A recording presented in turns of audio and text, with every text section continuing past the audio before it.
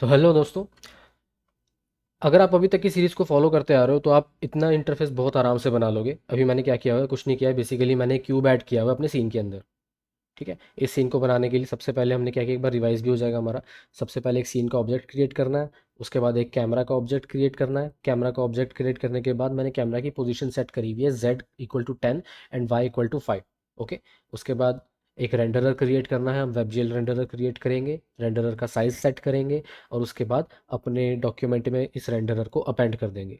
उसके बाद हमने दो लाइट्स क्रिएट की हैं, एक एम्बिएंट लाइट है और एक पॉइंट लाइट है। एम्बिएंट लाइट का मतलब जो कि हर जगह अवेलेबल रहेगी, और पॉइंट लाइट का मतलब कि एक पर्टिकुलर सोर्स पे ये लाइट अवेलेबल रहेगी। ज्योमेट्री हमने क्रिएट करी है, सिंपल बॉक्स ज्योमेट्री हमने क्रिएट की हुई है, जिसकी वजह से हमें ये क्यूब दिख गया है। साइड्स 1 1 1 है।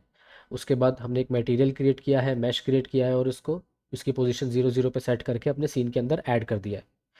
उसके बाद मैंने कुछ कोड कमेंट किया हुआ, हम इसी कोड को आज डिस्कस करेंगे।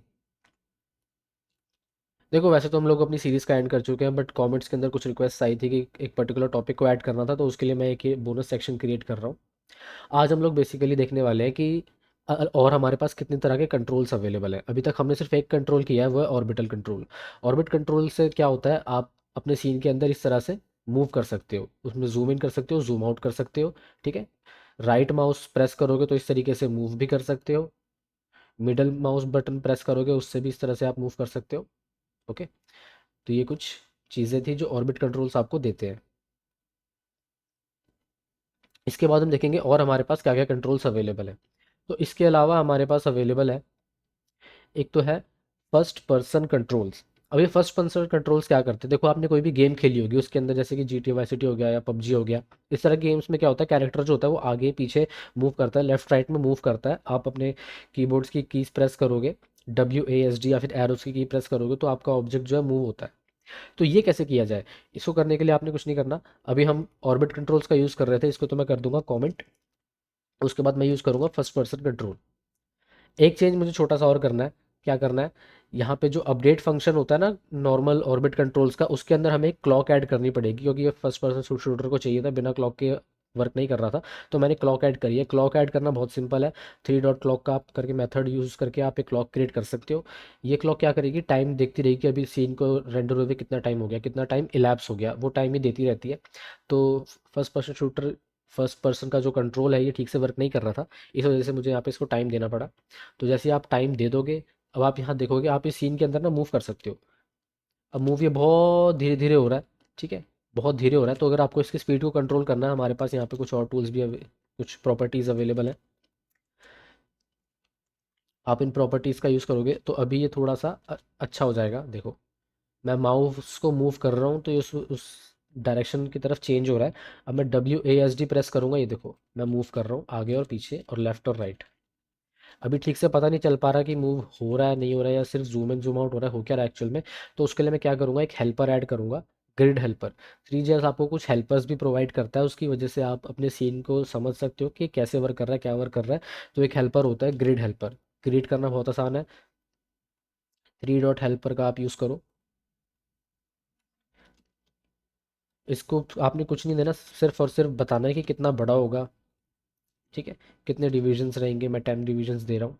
ये देखो, कुछ इस तरह की आपके पास ग्रिड बन के आ जाती है।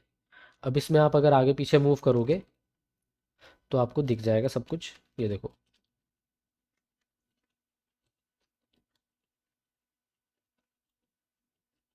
ठीक है। तो इसका यूज़ करके आप चाहो तो वो कर सकते हो, मूव करना है आपने सीन में कहीं भी, इसकी हेल्प से आप कर पाओगे।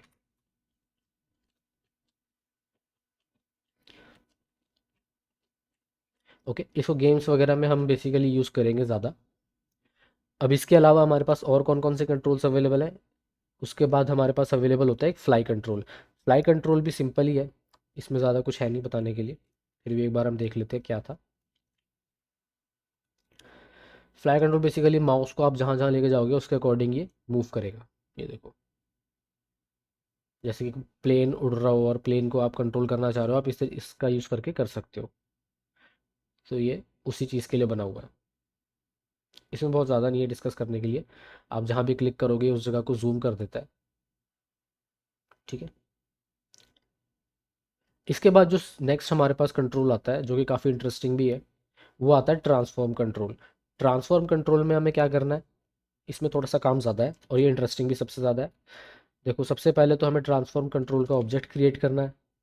उसके बाद इसको देना है कि ट्रांसफॉर्म कंट्रोल चेंज हो तो एक फंक्शन कॉल हो जाए। कौन सा फंक्शन कॉल हो जाए, ये एनिमेट फंक्शन, जो भी हमारा एनिमेशन का फंक्शन है वो इसको चाहिए होता है। ठीक है। अब उसके बाद हमने यहाँ पे एक फंक्शन और किया हुआ है, वो क्यों किया है वो मैं थोड़ी देर बाद बताऊंगा। उससे पहले मैं एक चीज़ बताता हूँ, form control transform control dot attach method मैंने कॉल किया है। इस मेथड के अंदर मैं मैश का ऑब्जेक्ट दे रहा हूँ। मैश क्या है, जो कि मेरा क्यूब था। तो ये ट्रांसफॉर्म कंट्रोल सिर्फ किसी ज्योमेट्री के ऊपर लगेगा, किसी मैश के ऊपर लगेगा। ठीक है, तो मैं जो क्यूब बनाया था मैंने उसके ऊपर इसको अप्लाई करना चाहता हूँ, तो मैंने कहा ट्रांसफॉर्म कंट्रोल डॉट अटैच। और उसके बाद मुझे इसको सीन में भी ऐड करना पड़ेगा। सीन में ऐड इसलिए करना पड़ेगा बिकॉज आप देखोगे अभी यहाँ पे एरर आ रहा है, कंट्रोल्स नॉट डिफाइंड। कंट्रोल्स कौन सी लाइन में, line number 70। Okay let me check. Okay, इस लाइन को मैं अभी कमेंट कर देता हूँ। ये देखो आपके पास कुछ इस तरीके का इंटरफेस दिखेगा। ये देखो मैंने इस क्यूब के ऊपर अप्लाई किया था, तो इस क्यूब के ऊपर ही ये अप्लाई हुआ है। ये देखो मैं कहीं भी उठा के रख सकता हूँ उस ऑब्जेक्ट को, ये वहाँ चला जाएगा। लेकिन अभी क्या हो रहा है, मैं सिर्फ एक ही जगह से इसको देख पा रहा हूँ। ठीक है ना, अपने सीन को किसी और एंगल से नहीं देख पा रहा। उसके लिए मुझे क्या करना पड़ेगा, मैं अपने ऑर्बिट कंट्रोल्स जो है उनको दोबारा से ऐड कर देता हूँ। ऑर्बिट कंट्रोल्स दोबारा से ऐड किए, अब मुझे यहाँ पर ये कंट्रोल्स डॉट अपडेट दोबारा कॉल करना पड़ेगा। अब देखो अब मैं अपने सीन में अच्छे से मूव कर पा रहा हूँ। अब मैं इसको उठा के कहीं भी रख सकता हूँ। लेकिन अभी आप देखो कि फिर से कुछ प्रॉब्लम आ रही है। ट्रांसफॉर्म कंट्रोल तो चल रहा है लेकिन उसके साथ साथ ऑर्बिट कंट्रोल भी चले जा रहा है। ये देखो, तो मैं ठीक से इसको पोजीशन नहीं कर पा रहा। इस प्रॉब्लम को रोकने के लिए क्या करना पड़ेगा कि ट्रांसफॉर्म कंट्रोल को मैं जब भी ड्रैग करूं, तब क्या हो, हमारा ऑर्बिट कंट्रोल जो है वो डिसेबल हो जाए। ठीक है, वही मैंने किया हुआ है कि जब भी मैं ट्रांसफॉर्म कंट्रोल को ऐड इवेंट लिसनर, मैंने इसके ऊपर एक इवेंट लगाया हुआ है ड्रैग चेंज, जब भी मैं इसको ड्रैग कर रहा हूँ तो एक इवेंट कॉल हो जाए, एक फंक्शन कॉल हो जाए। उसमें मैं क्या कर रहा हूँ, कंट्रोल्स डॉट अनेबल्ड, उसके बाद इसको उल्टा कर रहा हूँ। ठीक है, अब इससे क्या होगा देखो, अभी ऑर्बिट कंट्रोल तो मेरा वर्क कर रहा है बिकॉज मैं अपने ट्रांसफॉर्म कंट्रोल को ड्रैग नहीं कर रहा। लेकिन जैसे ही मैं अपने ट्रांसफॉर्म कंट्रोल को ड्रैग करने की कोशिश करूंगा तो आप देखोगे, ये देखो ये आसानी से ड्रैग हो गया और हमारा ऑर्बिट कंट्रोल जो है वो हमें अब तंग नहीं कर रहा। ठीक है, अब मैं किसी भी एंगल से इसको देख सकता हूँ, कहीं पर भी इसको अच्छे से पोजीशन कर सकता हूँ, जहाँ भी मुझे इसे रखना है। यहाँ पे रख देते हैं।